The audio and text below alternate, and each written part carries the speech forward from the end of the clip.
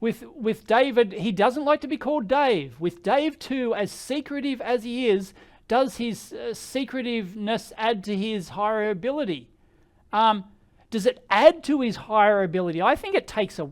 Well, I think I know what you're getting at there. Good question, Nicholas Markovich.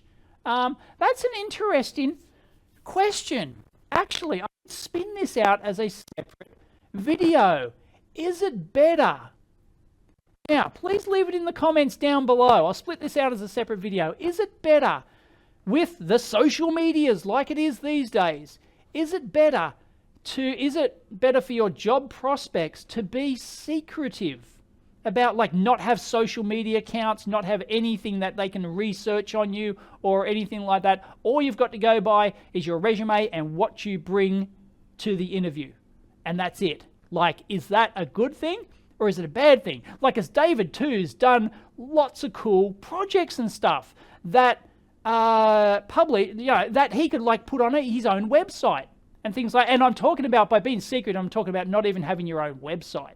Okay, I guess there's a difference. You could do it between no social media presence at all in any way, shape, or form, and just having a dedicated professional website that shows off your projects. I think there's I'm not going to say there's no harm in having a website that shows off your projects, because in a previous video, which I'll try and link in, I described where I went for a job at Silverbrook Research, a very secretive organization. One of the, they hired like every PhD in the country. I'm not a PhD, but anyway, so I went for 2 interviews there and they liked me. Like, I went for the technical team, multiple interviews, and the technical team loved me. They wanted me, right? But there was a 3rd interview where I had to get past the Kia Silverbrook's right-hand man. Kia Silverbrook owned the company, and it was a flat architecture. It was Kia Silverbrook, probably his right-hand man, and everyone else. So every new employee had to be vetted by his right-hand man. And the right-hand man looked at my resume and he's just shaking his head like, he didn't say anything, and he's just shaking his head. And I'm going to go, is there a problem with my resume?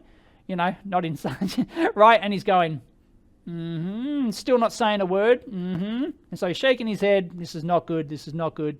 And then you can see the faces of the other engineers around the table. They're all going, oh shit, not this again, please no.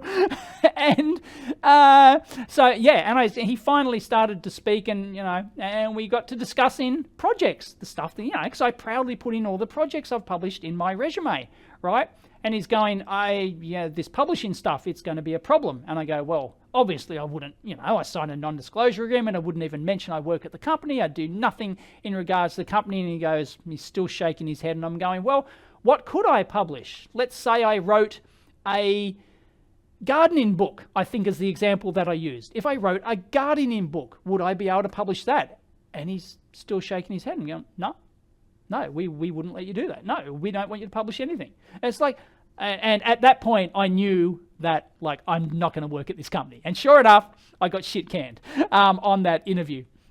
So they didn't even want you publishing your own projects on your own site. They didn't like that, let alone working on anything else. Super paranoid. So you could potentially lose jobs like that, although you probably don't want to work for a company like that anyway, that being said. But what I want to ask here is the social media aspect of this. Is that more hindrance than not? Are you better off being super secretive like David too? The problem is, when I was looking, I got like hundreds of resumes when I advertised my job, right, for the job working at EEVblog here, which David got. And I got hundreds of resumes, and quite frankly, his resume wasn't that good, right? It wasn't that impressive. It was very bland, and he's done all these cool projects, and he really didn't highlight them. But, I can smell talent, right? So I thought there's a hint of, I think this kid could be good, right? So I got him in. He was in fact, I think he was my first interview.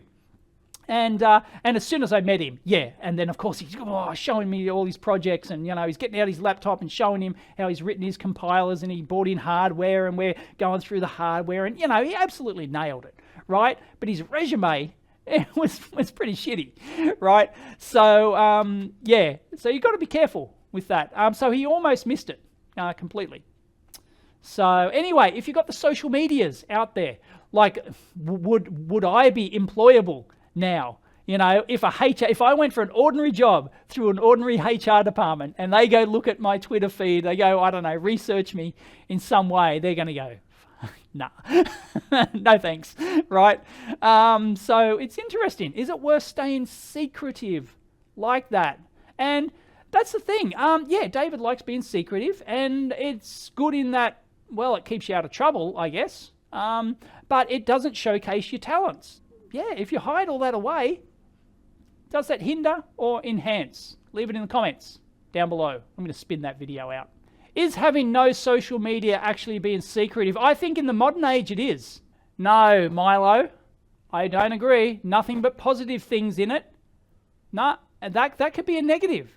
Like, what is deemed positive things to one person is like not positive to another, or is just annoying. You know, you could post, you know, these positive life affirming things. Oh, life is wonderful. And you post all those meme, you know, wonderful, life is brilliant and happiness and smell the roses and all that sort of stuff. And somebody could see that and go, who's this wanker? You know, like, you know, so no, it's, you can't. There's no such thing as, you know, all positive. It's somebody will see that as a negative trait in some way.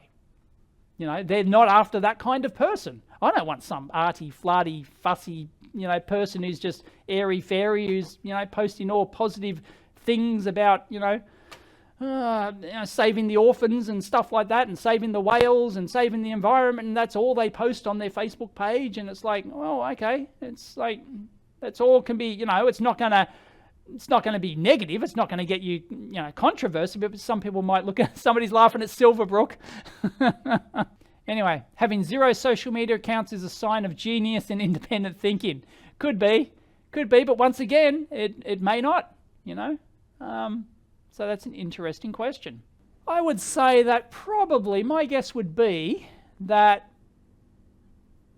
having no social media presence at all is probably going to help more than, well, it can't hinder.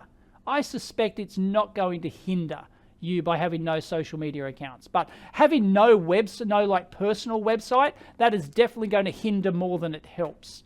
So that'd be my take on it anyway. Let me know what you think down below. But having said that, there are some people, of course, who will see your social media presence and go, oh, yes, I'll hire you because you're not an SJW. You're not going to destroy my company. You know, it's like, yeah. So but other companies will go, oh, no, you're not an SJW. Therefore, we're not going to hire you. It's like, you know, it's one of those, yeah. I guess if you're going to work in Silicon Valley, you know, is different to somewhere else, perhaps, like Australia. LinkedIn is just an annoying HR tool. Yeah, whether or not should you have a LinkedIn account, you know, probably you should, like, because that's what the HR droids look at these days. So if you're not on LinkedIn, they're going to go, well, I can't do my job anymore, because I think their sole job now is looking at LinkedIn and looking at your Twitter profile, isn't it? Is that the sole job of a HR? Useless HR droids. Yeah, so LinkedIn, as much as I don't like, well, I don't need LinkedIn. I've still got it because I link to people on there, you know, like colleagues and stuff. I've got like 500, you know, other colleagues on there I link to. I don't need it for a job, obviously. But I'd say, yeah, you probably need LinkedIn. I mean, that can't hurt. Like, don't post stuff on LinkedIn. Just have a LinkedIn profile with your career stuff and your education and things like that, and, you know, or your, you know, what societies you belong to, you know, IEEE or something like that, and that'll, you know, that's it, done. And just, you know, have endorsements from other people, because that's what HR are going to look at as well. They'll look at endorsements from other people. That's changed a lot since I last went for a job. You know, there was no LinkedIn.